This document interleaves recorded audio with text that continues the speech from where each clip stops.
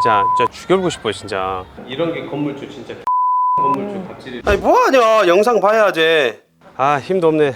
안녕하세요, 생각을 싫어하는 남자 창오빠 강호동입니다. 아 진짜 지금 거기 가고 있어요. 지금 건물주 할머니 진짜 장사하는 거 좋고 내가 경제적 자유 꿈을 이루는 거 건물주도 좋지만 그 과정에서 앵간치 우리를 괴롭히는 건물주들 있잖아요. 진짜 법이 있는데 여러분, 떼법도 있어요. 떼섭으로 아주 뒤지게 떼섭으로 아주 우리 착실하게 월세 주고 열심히 이렇게 살아보려고 하는 우리한테 이게 뭔 짓거리냐고. 그래서 여러분 이거 당하지 말라고 인터뷰를 제가 부탁을 드려서 우리 힘든 자영업자들, 건물주들이 갑질 없는 세상, 우리가 아는 것이 힘이다라고 알지 못하면 진짜 힘이 아니라 진짜 우리를 진짜 악용하고 당하니까 지금부터 제가 아는 것이 힘이다, 그 좋은 정보 이 유튜브 이용해서 우리가 더 이상 당하지 않게끔 하려고 하는 취지니까요. 여러분 댓글에다가 계속 알려주세요라고 해주시면 제가 뵐 거지 같은 유형들을 제가 다 찾아갖고 우리 자영업자분들을 보호할 수 있도록 제가 할게요. 아시겠죠? 아따매 진짜 나도 건물주 대불란께. 먼저 인사 한번 하세요. 다 반갑습니다. 안녕하세요. 인사하세요. 이렇게 지금 인사할 때가 아닌데. 아는 건 힘이다라고 말하신 이분은 누구세요? 인사 한번 해주세요.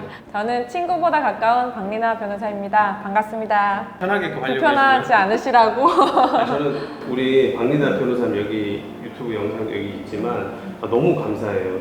제가 뭐 돈을 드리는 것도 아닌데 이런 세입자 건물주 갑질 당했다 하니까 기꺼이 또 와서 제가 상담 도와드릴 거 있으면 도와드리겠다고, 그래서 자체가 지금 이러고 와주셨는데 너무 감사해요. 네, 고맙습니다. 예. 근데 변호사님, 네. 임대차 보호 10년 있죠?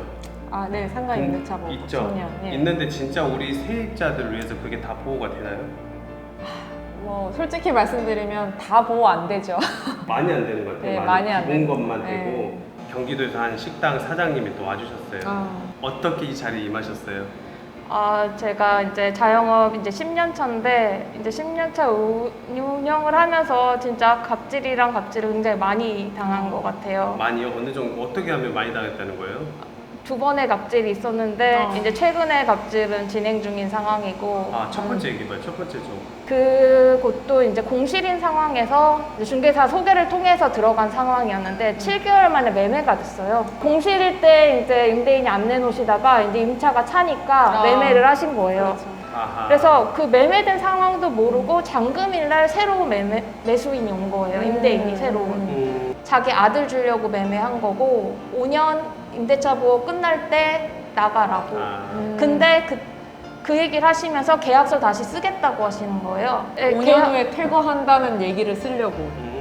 네, 계약서를 쓰시려고 해서 무슨 계약서를 쓰시냐. 임대인이 바뀌어도 어차피 한 1년 보호된다. 계약했던 거는 내년에 쓰시면 되신다. 그치. 저 뭐지 내년에 계약 갱신되기 한 한두 달 전에 쓰시자 얘기를 했더니 쓸 거라고 하면서 그다음부터 내용 증명이 오기 시작했어요. 그럼 임대차 월세 올릴 거고 5년 있다가 나가라는 내용 증명이 왔는데 그때 이미 임대차 보호가 이제 10년 이제 얘기가 나올 때였어요. 법 개정이 이제 된다는 얘기가 있으니까 내용 증명으로 5년만 되면 나가라는 내용을 계약서에 쓰자라고 한 거죠. 근데 그러고, 법이 네. 개정돼도 개정되면 10년을 계실 수가 있는 상황이었거든요. 네. 그거 근데 개정돼. 계약서에 자기가 이제 못 받고 싶어서 계속 그렇게 내용 증명을 아, 궁금한 게 그러면 임대차 보호법이 될 때 네, 네.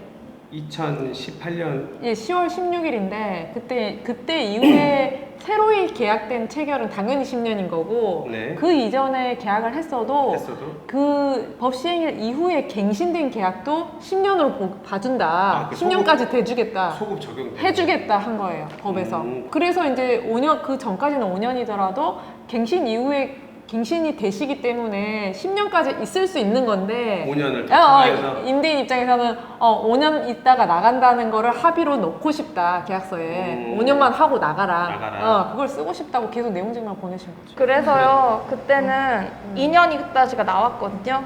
나왔던 게 그 건물주 아들이 대학생이었어요. 근데 아직 졸업을 안 한 상태여서 근데 5년을 채우면 딱 졸업하고 딱 거기에다 뭔가를 오픈할 거잖아요. 그게 너무 싫은 거예요. 그래서 욕해도 되나요? 보험에 어쩌을까 그리고 나서 아 진짜 다음에 가는 곳은 진짜 잘 구해야겠다. 좋은 건물주 만나야겠다는 게 굉장히 강했어요. 같은 지역을 알아봤었고 지금 현재 있는 곳이 그 지역인데 너무 유동인구가 없는 거예요. 그러다가 다른 곳을 계약을 했어요. 아, 다른 곳을 계약해서 계약금까지 됐어요. 그런데 그 원래 있던 지역, 거기 지금 있는 곳, 거기 건물주가 전화가 오시는 거예요. 왜? 너무 뭐라고? 왔으면 좋겠다. 좋은 건물 주네. 와달라고 잘해주겠다고. 잘해주겠다. 그랬더니 주변에 얘기를 했더니 그런 건물주가 어딨냐고. 오. 자기 처음 들어봤다고. 어쩌스까. 너무 마음에 들었다고 그러면서 그때 이제 3년 계약을 해달라고. 그다음 2년마다 이제 계약서 쓰는 걸로. 2년만 쓰는 네, 걸로. 그렇게 특이하게 하고 이런 건 특이하게 들어갔는데. 수도요금이 제가 그렇게 뭐 많이 수도가 쓰는 그건 아닌데 어떻게 계량기대로 드리면 되는 거니까 수도요금은. 근데 거기가 그치. 되게 구상가주택이라 계량기가 한 개 있는 거예요 건물에. 매장마다 겸친 계량기를 달고 그 미터 그치. 나온 걸로 또 사업소 들어가서 요금 계산하면 되거든요. 네. 그래서 그렇게 드리기로 하고 관리비 10만 원 드리는 거는 이제 화장실 건물 청소비랑 관리비랑 이제 공용 화장실 비용 수도요금 그렇게 얘기를 했지만.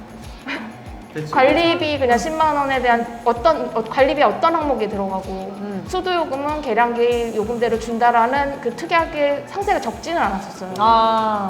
그러니까 이제 그 건물 자체가 다 공실이었기 때문에 이제 제가 들어왔을 때는 저랑 이제 거기 주택들만 이제 수도요금을 내니까 수도요금이 많이 안 나왔거든요. 그러니까 저는 제가 쓰는 만큼만 들였었던 거고. 근데 이제 그 건물이 이제 그 위치가 이제 개발이 되고 또 유동인구가 늘어나니까 다른 업장에 수도를 어마어마하게 쓰는 거. 어마어마하게 쓰고 그런 업장들이 들어왔어요. 두 달에 6만 원 나오던 수도요금이요.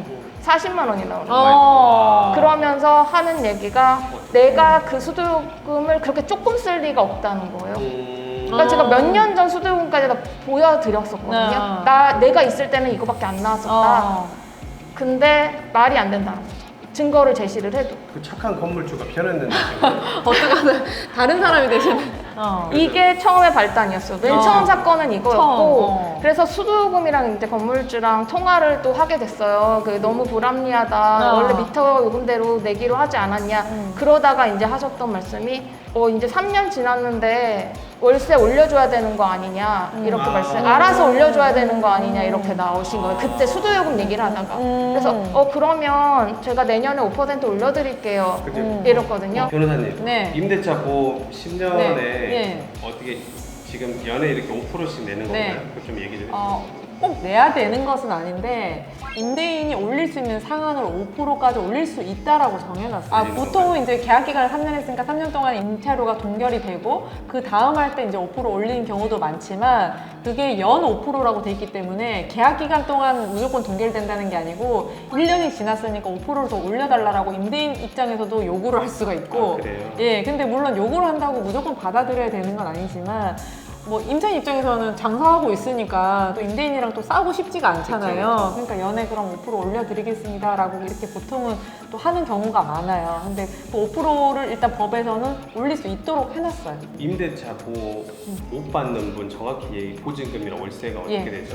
그게 법에 나와 있는데 환산 보증금이 일정 금액 이하만 보호가 돼요. 그러니까 얼마예요? 서울 같은 경우는 9억이에요. 그 9억이라는 게 이제 환산 보증금이라는 건데 환산 보증금이 뭐냐면 보증금 더하기 월세 곱하기 100을 한 금액을 환산 보증금이라고 하는 거예요. 쉽게 말씀. 예를 들어서 보증금이 5천이고 월세가 300만 원이다. 5천이잖아요. 5천만 원 플러스 월세가 이제 300만 원인데 곱하기 100을 하면 3억이잖아요. 3억이네요. 네. 그럼 3억 더하기 보증금 3억 5천이잖아요. 그러네. 그러면 9억 이하잖아요. 이야기는. 그러면 상가 임대차 보호법이 적용되는 거죠. 권리금 같은 경우에도 이제 아까 권리금. 이제 못 받고 나오시는 경우가 있는데 권리금 못 받는 경우가 뭐 물론 임차인 입장에서 석 달치 임차료를 연체를 하면 임신도 거절이 되고 그렇죠. 권리금도 못 받으실 수가 있어요. 그래서 임차료를 3기 이상 연체를 안 하셔야 돼요. 일단 3개월 동안 연체를 안 해야 된다. 3개월 동안 연체를 안 하고 이제 월세만 잘 내면 일단 권리금을 회수를 할 수가 있는데 우리가 지금 뭐 갱신권을 써서 갱신을 하게 되면 상가 임대차 같은 경우 1년만 연장이 돼요. 그럼 우리가 1월 1일 날 계약을 해서 12월 31일까지잖아요. 그렇죠. 그럼 최소한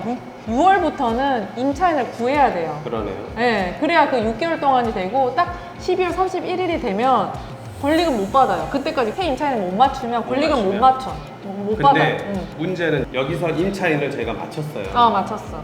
근데 건물주가 승인을 안 해줘. 나 못한다. 그런 경우 많죠. 많죠? 많죠. 이 경우 엄청나게 많더라고. 예. 그러니까 뭐 말하자면 내가 월세 이제 300만 원에 있는데 임차인 입장에서 나가면서 좀 고려해서 350짜리 임차인을 구해왔어요. 그래, 나도 권리금 맞아. 받기로 맞아, 하고 맞아. 한 2억 받기로 하고 350을 구해왔는데 임대인이 여기 시세 500인데 500인데. 350을 구해오면 어떡하냐. 그래. 나는 임대 못 해주겠다. 그렇게 하면 이제 사실은 나는 이제 종료가 이제 얼마 안 남았어. 그래. 종료되면 이제 권리금 회수 못 그래, 받아. 그래. 그럼 종료되기 전까지 계속 협상을 하다가 안 되면 이제 못 받고 떠나는 거예요. 그러면 임대인이 이거를 방해를 한 거잖아요.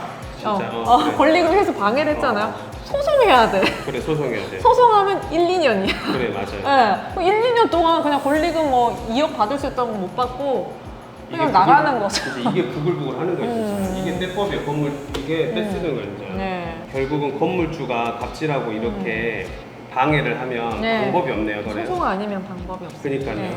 특약사항에도 네. 내가 나갈 시에 음. 당신이 원하는 뭐 네. 냄새 나는 거 빼고는 네네. 이 외에는 바로 양도 양 살 수 있다. 그런 거 특약사항 써도 낫겠네요.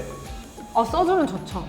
써주면 어차피 소송 가면은 이기니까. 네. 그래서 물론 대신에 또 소송 기간이 또 걸립니다.